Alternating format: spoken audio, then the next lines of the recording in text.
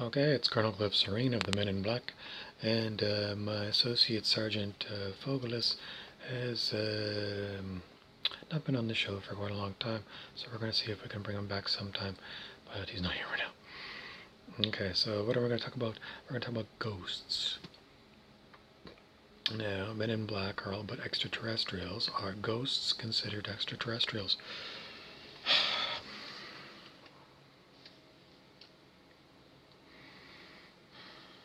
Why do you ask me hard questions? Well, you keep track of ghosts if you keep track of extraterrestrials. Simple question. The answer is yes, we do. We keep track of ghosts.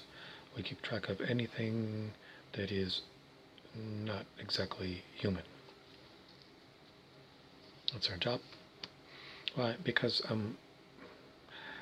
we're not CIA, but if we were CIA is Central Intelligence Agency, which means they want a file on everyone. We're not FBI.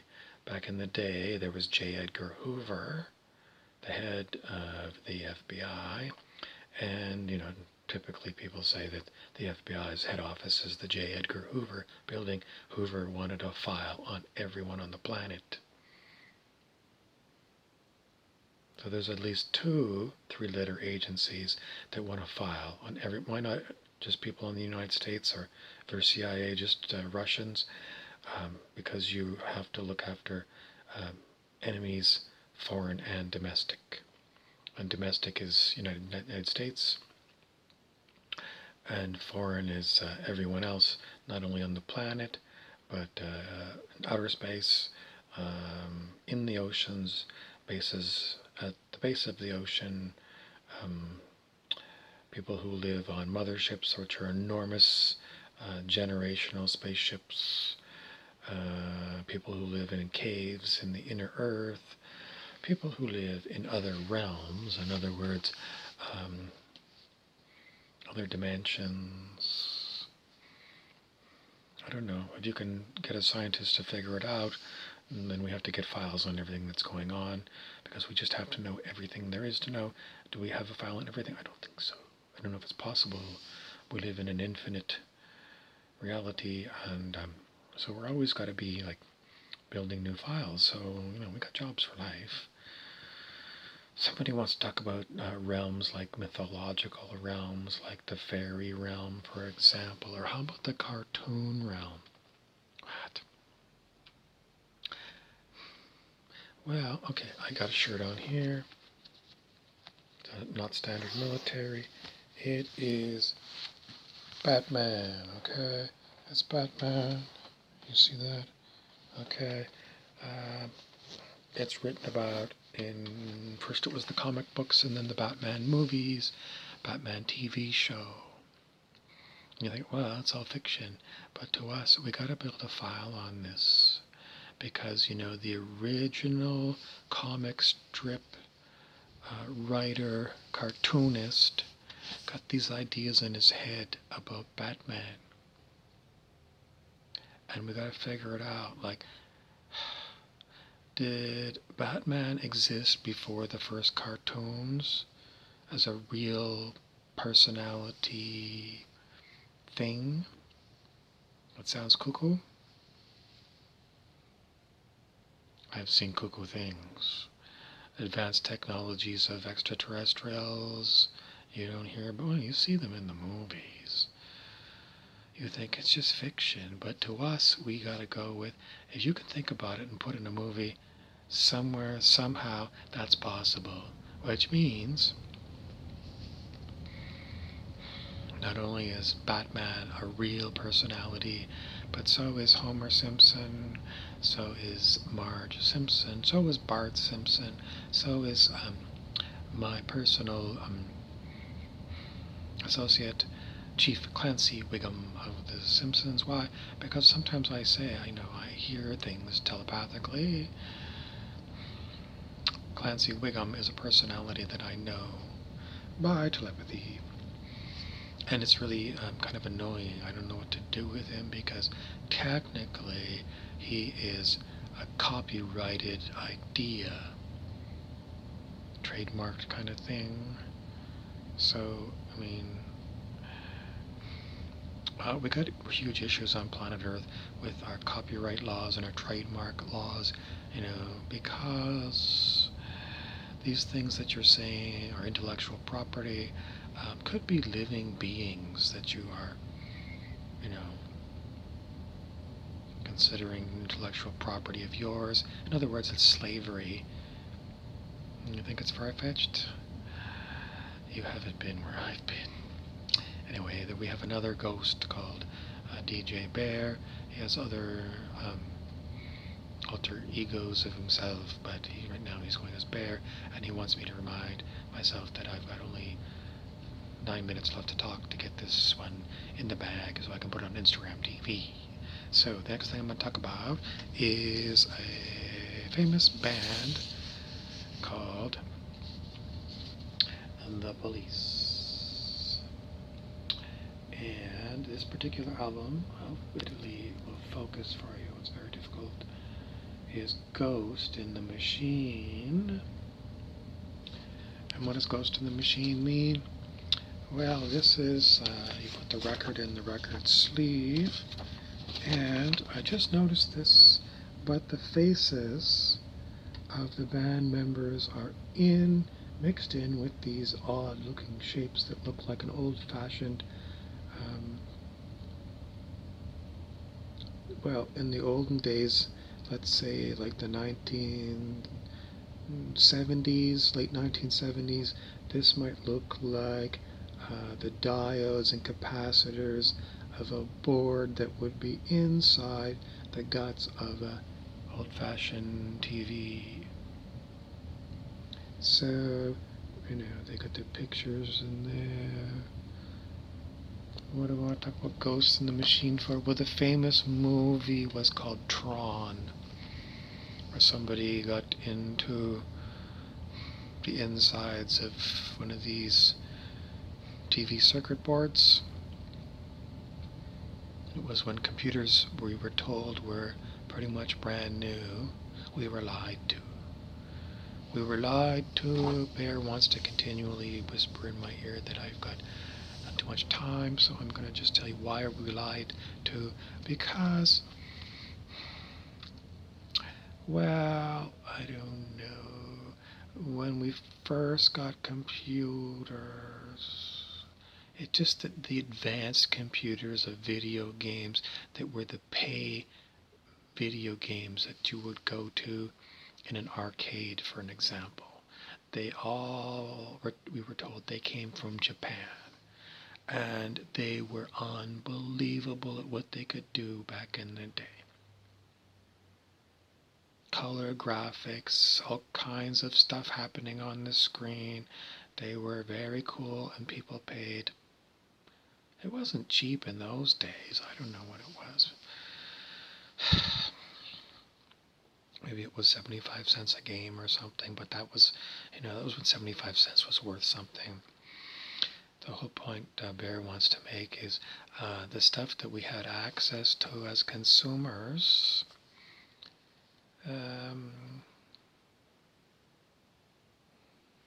we had like consumer calculators originally, so electronics, and we had transistor radios, which were little portable battery-operated radios. We could buy for kids walkie-talkies that only worked at 60 yards. The military had walkie-talkies that were great big, enormous things. This would be a military walkie-talkie in, I don't know, World War II, or maybe, this size in Vietnam with a huge aerial. What's the point of it all? Just that computers, when they finally started dropping in on us,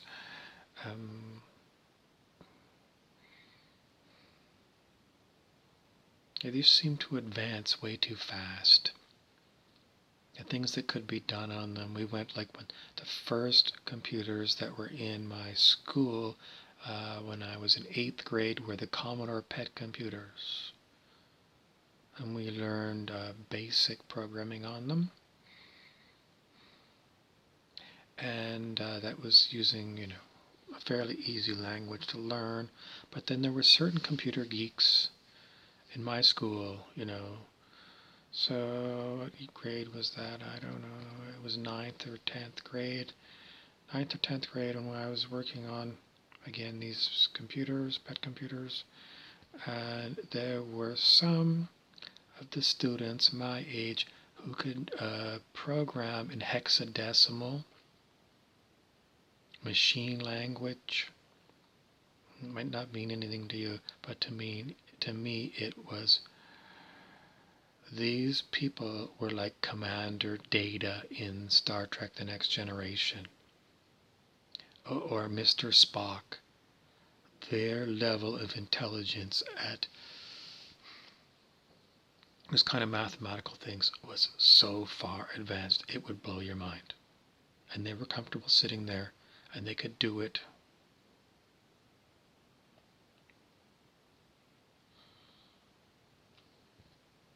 Hexadecimal is at base 12. They understood base 12, and they understood how to do words that were based in letters and numbers in a hexadecimal alphabet. It was impossible.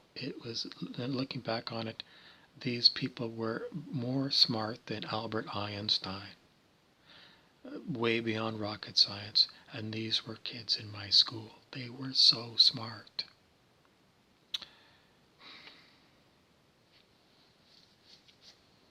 So we had some games that somehow people got that we played on the pet computers when we weren't programming them. And they were pretty advanced, but the problem was that the pet computer itself had certain flaws in the keyboard, so that we used to play this game. It was a tank battle game using a keyboard, and one person would be on the left side of the keyboard and you'd be on the right side of the keyboard, and we'd have certain letters and numbers that did the same function for me versus you. But if I pushed the key on the right side of the keyboard, if someone pushed it at the same time on the left, one side of the keyboard was looked at by the computer first, so somebody had an advantage. Anyways, it's just a technicality. In 7th grade, when we were first introduced to computers, we went to the Board of Education office, and they had a giant computer that was used for doing payroll. And we were shown, it must have been a much older computer, it was huge, and in order to do programming on that computer, you couldn't just type it in on a keyboard like the Commodore PET computer. You had to type it in to a machine that made cardboard punch cards, and then the punch cards were fed into the computer to load these line-by-line commands into the memory of the computer to do the work. So anyways, why do I still think that something was phony baloney? I don't know, because while that was going on, the Cold War was on, which was an enormous plans for an enormous war between Russia and the United States. And there was they had these enormous radar dishes that were looking into the skies, and all of these things were somehow computer operated. What kind of computers? They didn't really tell us. They didn't even let us know what was going on with that because it was all top secret. But I think they were way more advanced than they let on. And, when some of these computers, these big computers, were getting really smart, then there were like rules that, you couldn't sell these computers to the Russians. But those computers of those days, let's say like the supercomputers of, let's say, 1980s,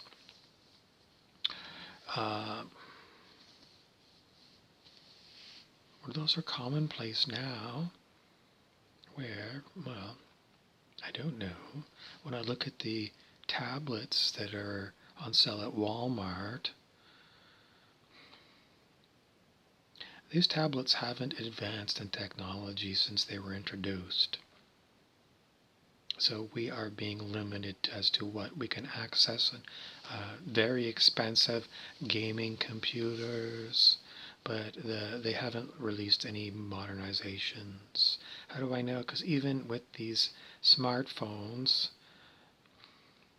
there's program delays in them. They should work way faster than they do. They're slowing them down for us. Why? I don't know. Just to annoy us, to make us buy new ones every few years. Planned obsolescence.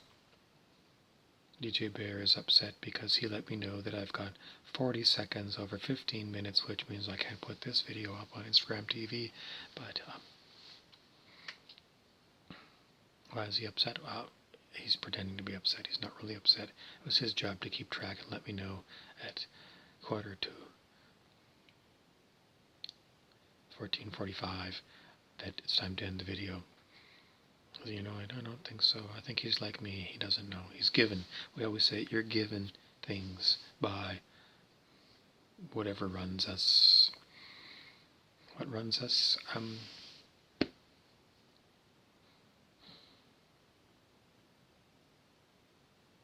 A computational device.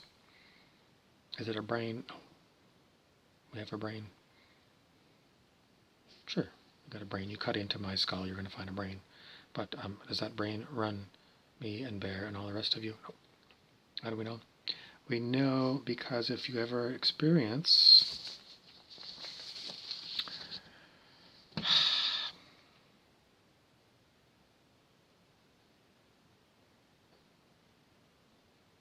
this isn't the right album of the Police, but the Police have another album about synchronicity. If you have synchronicity, it means that you and something else in the environment are having a major coincidence. So your brain's not doing it. It's something that's bigger than your brain. A consciousness bigger than your brain is setting up coincidences. Somebody once likened our brain to a radio receiver, a TV receiver. Bear is getting annoyed. He's breathing heavily. So the example I was going to give you was when I had a major synchronicity some years ago, when I'd forgotten all about synchronicities because they just weren't happening, no coincidences at all, out of the blue. I was reading a book in an easy chair, and the TV was on to regular mainstream media TV, and I was reading the book. Okay, I'm reading the book, looking down at the book. Okay, so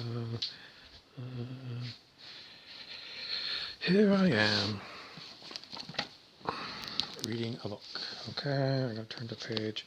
Okay, now here's a page. This is difficult. A page with text. Okay, so I'm reading the text. I'm going along, and I'm looking down, and the TV's on loud enough so I could hear it. A commercial comes on the TV, and goes blah blah blah. It was about a Ruby Casino was advertising. The Ruby Casino. So they had like blackjack tables, and you come down and you can play blackjack and whatever, and then you can go eat, and we're in, I don't know, Niagara Falls or something. But at the exact moment that they said Ruby, the word Ruby in Ruby Casino, when I was looking at the text in my book, not this book, it was a different book, my eyes were on the word Ruby down here in the text. It said Ruby at the exact same time that the television said the word Ruby. The TV set was going, said Ruby, and I was looking down here at the time, and I heard Ruby, and I looked, and at the exact same time, I was seeing the word Ruby on the page. That is a synchronicity, which is, I start having these things, you just say, it's just a random coincidence. Once in a blue moon, it's going to happen. Okay. I mean, someone who's a statistician, really good at statistics, is going to say, it's going to happen. It's just going to happen statistically. I just done enough statistics that it's going to happen. So, it's nothing special. It's just a coincidence. Go away. You must be a tin hat kind of person. This is tin foil sky, but this is when I look at this one, this is a tin hat, which means you're cuckoo, you're a conspiracy theorist, this is not real. The famous story about synchronicity was the man who coined the term, invented the term synchronicity. His name was Carl Jung, Jung, a father of psychiatry. He was a student of Sigmund Freud for a little while, and then he went off on his own. And he had someone in his office that he was treating for, I don't know, hysteria. In those days, women were all hysterical, which meant I don't even know. But she was very rational, like the statistician I was talking about. DJ Bear's still in the background. He's tapping his foot because he said I should hurry along. And so she didn't believe there was anything more to the world than her physical brain, what her physical brain told her, and there was no relationship to the outside world. Carl Jung knew there was, so he didn't know what was going to happen. He just talked. And I can't remember exactly what happened. Hold on. Okay, here's the story. It's summarized here in, oh, damn it, I don't know if you can see. It's Psychology Today on the internet. Okay, it says, Jung opens the window to coincidence. A young woman of high education and serious demeanor entered Jung's office. Jung could see that her quest for psychological change was doomed unless he was able to succeed in softening her rationalist shell with a somewhat more human understanding. He needed the magic of coincidence. He asked for it, searched his surroundings for it. He remained attentive to the young woman while hoping something unexpected and irrational, something unexpected and irrational, which would turn up. As she described a golden scarab, a costly piece of jewelry she had received in a dream the night before, he heard a tapping on the window. He looked and saw a gold-green glint. Jung opened the window to coincidence. He plucked a scarab beetle out of the air. The beetle, closely resembling the golden scarab, was just what he needed, or just what she needed. "Here is your scarab," he said to the woman as he handed her a link between her dreams and the real world. There's quite a bit in this article, but it says, lastly, we will discuss the usefulness of the coincidence. Jung declared that the coincidence broke down the patient's resistance, and treatment could be continued with satisfactory results. He gives no further details of the treatment or its results. The implication is that this one intervention made everything go smoothly.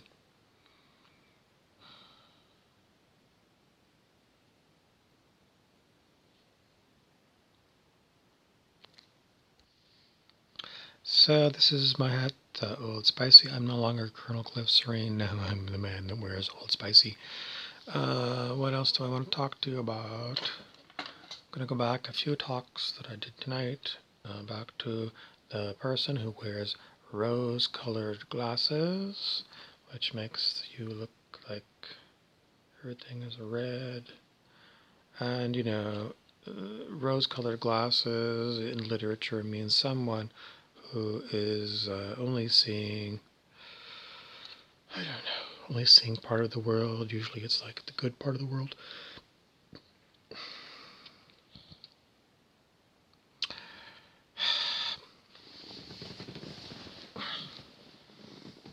Carl Jung, the psychiatrist, talked about people who had maybe ego masks on, pretending to be someone sometimes and someone else another time.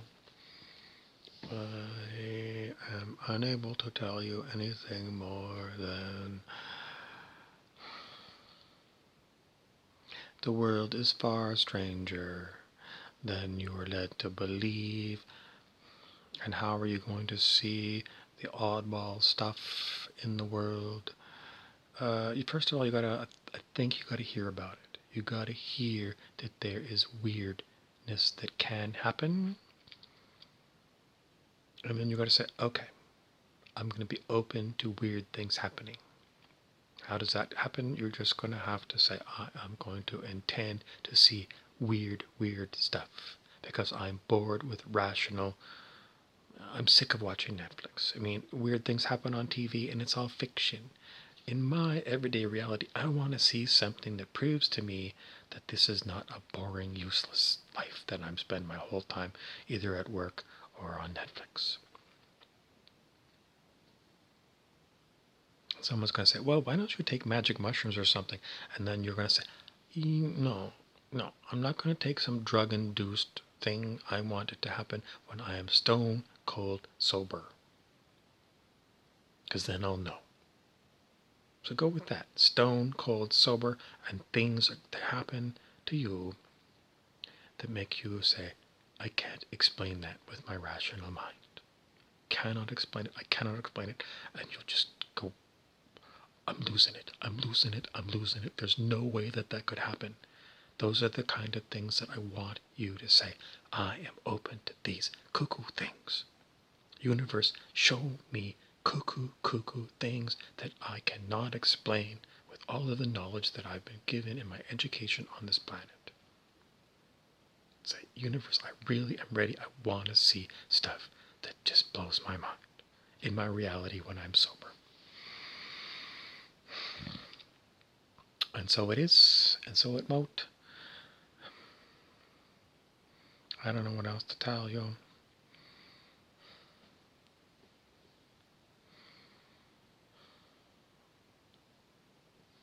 I guess we're done. Thanks for watching. Please subscribe and share.